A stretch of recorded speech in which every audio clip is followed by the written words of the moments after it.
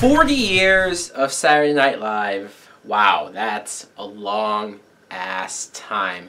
It's one of those things where, sure, I might not watch SNL every week like I used to. And I mean, I'm still in my 20s and I kind of gave up on SNL. Not because I thought the show was like really bad or anything, but the last time that I consistently watched SNL, it was probably around the time when Jimmy Fallon was still on the show. And as far as the last time I watched the whole episode, it was when Megan Fox hosted, for obvious reasons. And I think the last sketch that I saw was the Andrew Garfield, Emma Stone, Spider-Man kiss thing that they had. That was pretty funny. But this was something that, how could you miss this? I mean, if you've ever watched SNL, or just for the respect of how long it's been on the air, I had to catch this special event. 3.5 hours! Holy fuck! I mean, damn. We're taking the format of your hour show and you're bringing it to 3.5 hours. 4.5 hours if you count the red carpet. I'm going to try to go through this pretty quick. I don't want to be here for as long as the show was, and I'm a little tired. But alright, so we started off with Jimmy Fallon and Justin Timberlake doing a very cool and pretty entertaining dance and sing-along and rapping. I mean, it's something that Jimmy Fallon's been doing a lot on his late night show, so it does make sense for why they did it. And then when they cut to the intro and they were listing off, like I said, the cast and numerous celebrities that were going to be on the show, that's when it kind of was like, wow, this is going to be a hell of a show. And first, we see Steve Martin, who it was great to introduce the show, technically, I guess, with Steve Martin. And then you had celebrity after celebrity showing up. You had Tom Hanks, Alec Baldwin, and I thought this was funny, Melissa McCarthy, Chris Rock, Peyton Manning. And this is when I started to think, okay, I know you have all of these celebrities. I know you have all of these people that you want to get on the show, and you want to at least say that, hey, they were on, even for a quick moment. And there came a point where I thought it was, I don't want to say too much, but it was just like, okay, are all of these skits going to be, let's shove as many celebrities as we can? And that's when I got a little worried. But you had Paul McCartney, Paul Simon, Miley Cyrus, Billy Crystal, who was really funny. I thought it worked for the most part. I do think it was just a little too many people all in one sketch. But I liked how this was actually an ongoing running theme of showing old clips. And that was something that I really appreciated, especially the really, really old stuff from the 70s and 80s, because none of that I've really seen. A lot of it looked really funny too. The original cast, Chevy Chase, and just everybody, Dan Aykroyd, Bill Murray, John Belushi. And the first skit was Dan Aykroyd with a Bass blender machine. And it started off funny, and then it just kind of, like, when it got to the point where the blender wasn't working anymore, I was just kind of like, oh, okay. Then Will Ferrell hosting Jeopardy. Now that I thought was hilarious. You had the Sean Connery impersonator, which was funny, the Justin Bieber impersonator, and then the Tony Bennett impersonator, which was just, I mean, Alec Baldwin, he's great. He really is great. And then you had, again, the same sort of thing of like, all right, let's shove as many people as we can into this one sketch. Norm Macdonald, always great seeing him. He showed up as Burt Reynolds, and he's just funny. The Christoph Waltz impersonator, I didn't really think that worked. It didn't really make me laugh. It was a little forced. Jim Carrey as Matthew McConaughey, that is gold. It's gold. I saw the commercial that he did when he hosted SNL as Matthew McConaughey, and that was funny, but just, I don't know, he does it so well. And then the quick moment with Kenan Thompson as Bill Cosby. I mean, they didn't outright make fun of him so blatantly, but they were able to get a quick dig in there. And then they showed a clip that I thought was pretty interesting. The audition tapes. So you had people who made the show showing their audition, And then you showed some people who didn't make the show, and that was interesting because some of them were like really funny. It's like, especially the older ones, you go, of course they got casted, and they're just naturally charismatic, funny, out there. And then you had some people that didn't make it, like Jim Carrey, for example, who seemed funny in the quick clip that they showed. And you kind of go like, wow, they passed on him. And then they showed some people who did make it, and I kind of went like, really? They made it from that audition? I mean, I don't want to say anything too harsh, but one of my favorites, Jack Nicholson, just showing up. This is the first time I've seen Jack Nicholson in a public setting like this in like 5 years. Holy hell. But he looked great, he sounded great, he didn't have any, I mean, those rumors about why he's not making movies anymore, I don't even want to talk about it, because if it's true, that sucks. Either way, it was great to see him. Now, what I have to say was the worst skit of the night, and I guess this is something they used to do a lot, or maybe, I don't know, again, I haven't watched SNL like that in a few years, so apparently this is something that they do. The Californians, that just, I didn't really find it funny.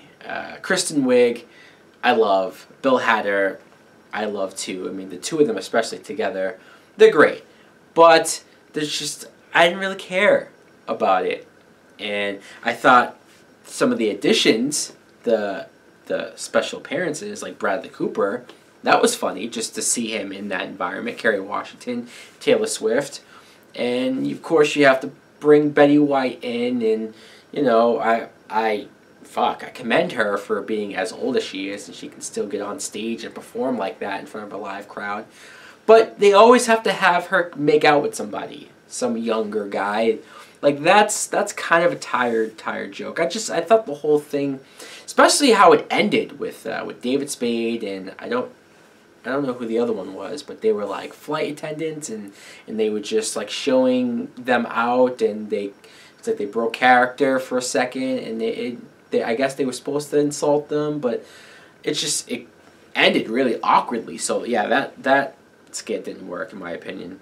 The Weekend Update with Amy Poehler, Tina Fey, and Jane Curtin, I thought that was really good. I've always liked the Weekend Updates, even the old ones. And so you had some, of course, you had to shove in as much people as we could. Emma Stone, who I guess was paying tribute to one of her favorite characters. That was the running theme of it. And, I mean, I love Emma Stone, but I don't really know how well that worked, because I didn't know the character that she was playing. So I was just kind of sitting there like, huh, okay. And then later on they showed a video of that character, and I said, oh, that's who she was doing. So at the time, it just didn't really register. Edward Norton, I thought was pretty funny, him and Bill Hader, even though I didn't know that character either, but still, that kind of worked. And Melissa McCarthy as Chris Farley. You know, sometimes I do get on Melissa McCarthy for the way how she does her comedy. She's very physical, so it wasn't Chris Farley, but I love Chris Farley. I grew up to him in comedy, so I guess she was a natural pick to do a character like that, and of course she ended it by jumping onto the table. Makes sense. Then they paid a little tribute to Chevy Chase. They brought Chevy Chase out, and man, did he age. I mean, don't get me wrong, I've known that he looks like that, and he's so much older.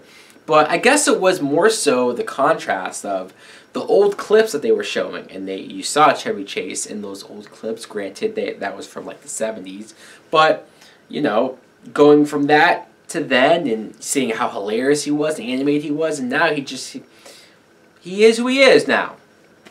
Can't really knock him for it. And then you had the black guy from Martin, who, I mean, I didn't even know he was on SNL. That's just me and my novice of some of this stuff. But yeah, so they put him in there.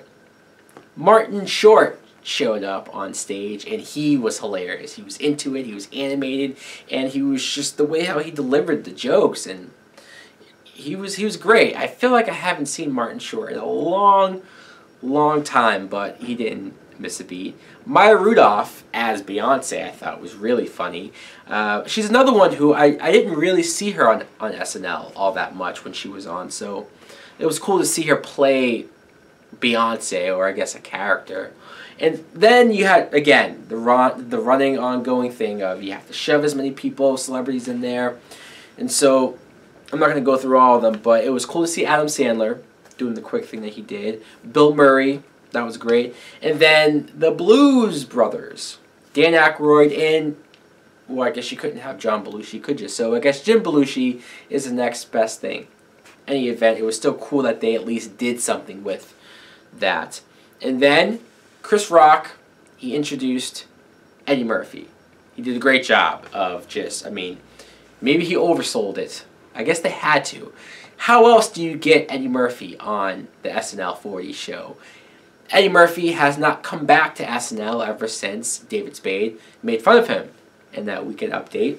That I remember very well, and Eddie Murphy was pissed about that.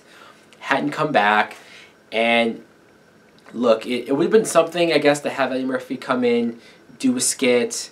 That would have been cool, actually.